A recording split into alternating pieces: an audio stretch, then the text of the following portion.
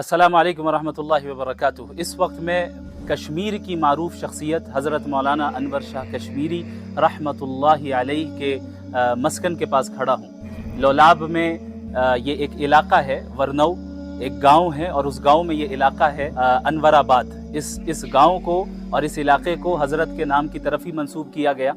और इस वक्त जो आप मेरे सामने ये घर देख सकते हैं, ये जो कदीम सा घर नज़र आ रहा है, पुराना घर, ये दरअसल लोगों का कहना ऐसा है कि इस घर की निस्बत हज़रत की ही तरफ है। बाकी हकीकत हाल से अल्लाह रब्बुल आलमीन बेहतर वाकिफ़ है।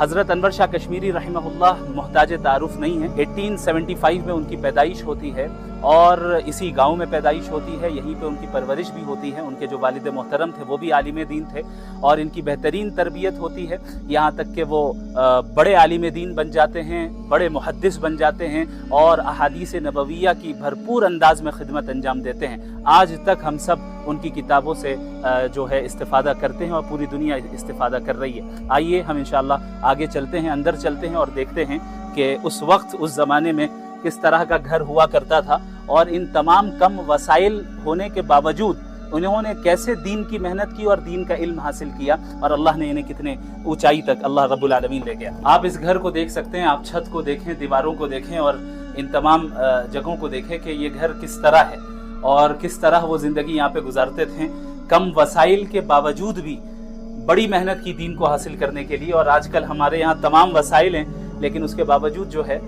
हम कमी कोताही करते हैं दीन को हासिल करने में। और इस तरफ भी बाज़ कमरे मौजूद हैं और ये ऊपर का जो हिस्सा है छत की तरह है। बाज़ हज़रात का ये भी कहना है कि ये मकान दरअसल उनके भाई का है, लेकिन निस्बत उनकी तरफ हो गई। बाकी अल्लाह रब्बुल आलमीन बेहतर जानता है। ये गांव वही है, ये बस्ती भी वही है जहाँ पर हज़रत की विलादत हुई और परवरिश चली। यहाँ उनके घर के करीब एक चश्मा भी है जिसकी निस्बत भी उन्हीं की तरफ की गई है और इसे चश्मा अनवर कहकर पुकारा जाता है। हज़रत रहमहुल्लाह का इंतकाल 1933 में होता है। अल्लाह रब्बुल आलमीन से हम दुआ गो हैं कि अल्लाह हज़रत के दर्जात को बुलंद फरमाए और उनके इल्म से पूरी उम्मत को इस्तिफ़ादा करते रहने की तौफ़ीक़ अता फरमाए। जज़ाकुमुल्लाहु खैरन।